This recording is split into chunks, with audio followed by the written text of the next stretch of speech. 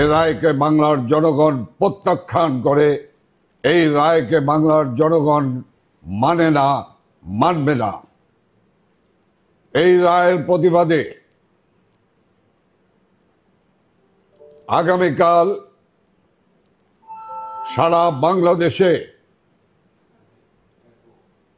সারা বাংলাদেশে সকাল সন্ধ্যা শাটডাউন পালিত হবে। বাংলাদেশের প্রাক্তন প্রধানমন্ত্রী শেখ হাসিনাকে অপরাধী সাব্যস্ত করে মৃত্যুদণ্ডের সাজা দেওয়ার পরেই মঙ্গলবার সারা দিনের জন্য শাটডাউনের ডাক দিল আওয়ামী লীগ। অনেকেই আশঙ্কা করছেন রায় পরবর্তী বাংলাদেশ ফের উত্তপ্ত হয়ে উঠতে পারে আওয়ামী লীগ সমর্থকদের বিক্ষোভে প্রতিবাদে। রায়ের আগে শেখ হাসিনার ধানমন্ডির বাড়িতে বিক্ষোভ দেখায় জনতার একাংশ। শাটডাউন উপলক্ষে যদি আওয়ামী লীগ কর্মকর্তারা রাস্তায় নামে তাহলে মুখোমুখি সংঘর্ষ হওয়ার মতো পরিস্থিতি সৃষ্টি হতে পারে। রায় ঘোষণার পর থেকেই প্রশ্ন উঠতে শুরু করে, এই রায় আদৌ কার্যকর করা যাবে? শেখ হাসিনা গত বছর থেকেই ভারতে রয়েছেন। তার ওপর সাজাপ্রাপ্ত আসাদুজ্জামান খানও বাংলাদেশে নেই। এই পরিপ্রেক্ষিতে মৃত্যুদণ্ড কার্যকর করার সম্ভাবনা কতটা? ভারত এবং বাংলাদেশের মধ্যে বন্দি প্রত্যর্পণ চুক্তি রয়েছে। সাধারণভাবে এরকম চুক্তি থাকলে অপরাধীকে ফেরত পাঠানোই নিয়ম। তবে বাংলাদেশে এখন কোনো নির্বাচিত সরকার নেই। মোহাম্মদ ইউনূসের অন্তর্বর্তী সরকারের ওরকম কোনো সিদ্ধান্ত সরকার মানে কিনা তাই নিয়ে সংশয় রয়েছে। তাদেরকে ফিরিয়ে আনার ব্যাপারে রাষ্ট্র দুই ধরনের পদক্ষেপ নিতে পারেন। একটি হচ্ছে ভারতের সাথে সম্পাদিত 2013 সালের যে অপরাধীর বহিঃসমর্পণ চুক্তি, অর্থাৎ এক্সট্রাডিশন ট্রিটি 2013, সেই চুক্তি অনুযায়ী আমাদের এখানে যেহেতু মানবতা বিরোধী অপরাধের দায়ে তারা সাজাপ্রাপ্ত হয়েছেন, তাদেরকে বাংলাদেশ ভারত সরকারের কাছে ফেরত চাইবে এবং ভারত সরকার যদি আইনের শাসন, ন্যায় বিচারের প্রতি শ্রদ্ধাশীল হয়, তারা সেই আসামিদেরকে ফেরত প্রদান করবেন এবং তাদেরকে বাংলাদেশে ফেরত আনার মাধ্যমে তাদের উপরে যে সাজা দেওয়া হয়েছে সেটা কার্যকর করা যাবে।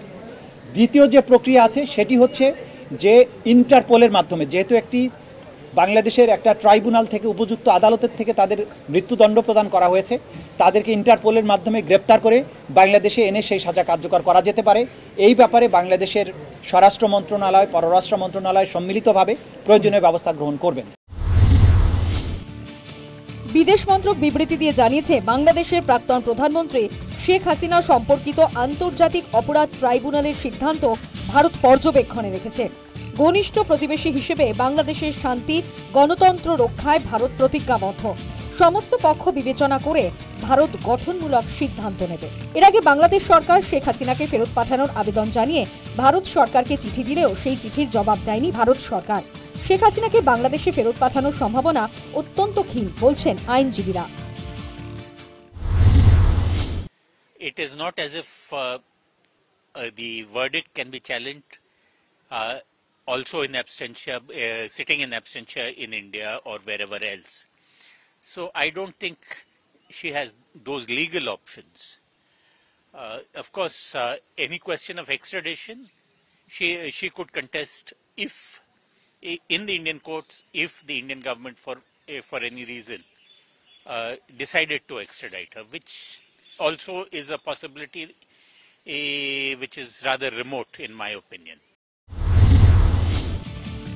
বাংলাদেশ আন্তর্জাতিক অপরাধ ট্রাইব্যুনালের এই সিদ্ধান্তের প্রভাব ভারতেও পড়তে পারে। দুই দেশের মধ্যে দীর্ঘ সীমান্ত রয়েছে। সীমান্ত অঞ্চলে এর প্রভাব পড়ার সম্ভাবনা রয়েছে, অনুমান আন্তর্জাতিক সম্পর্ক বিশেষজ্ঞ। এখন ভারত সরকারকে খুব সজাগ এবং তীক্ষ্ণ দৃষ্টি রাখতে হবে যাতে কোনোভাবে বর্ডার সীমান্ত দিয়ে, কমন যে বর্ডার রয়েছে ভারতের সঙ্গে বাংলাদেশের, সেখান থেকে কোনো অনুপ্রবেশকারী অবৈধভাবে ঢুকে ভারতের মধ্যে যাতে নাশকতা না ঘটাতে পারে। এবং পাশাপাশি আন্তর্জাতিক স্তরে ভারতের কূটনীতিটাকে আরো বেশি জোরদার করা এবং একটা পাবলিক ওপিনিয়ন ডেভেলপ করা, গ্লোবাল পাবলিক ওপিনিয়ন, যাতে বাংলাদেশের বিরুদ্ধে যে পাবলিক ওপিনিয়নটা, যাতে শেখ হাসিনাকে প্রত্যর্পণটা ভারত সরকার করতে বাধ্য না হয়। গত এক বছরেরও বেশি সময় ধরে অন্তর্বর্তী সরকারের প্রধান হিসেবে রয়ে গেছেন মোহাম্মদ ইউনূস। দ্রুত নির্বাচন করার কথা হলেও এখনো পর্যন্ত তা ঘোষণা হয়নি। ইউনূস সরকারের বিভিন্ন সিদ্ধান্তে অখুশি বিএনপিও। ইউনূসের একের পর এক সিদ্ধান্তে সুবিধা পাচ্ছে মৌলবাদী জামাত।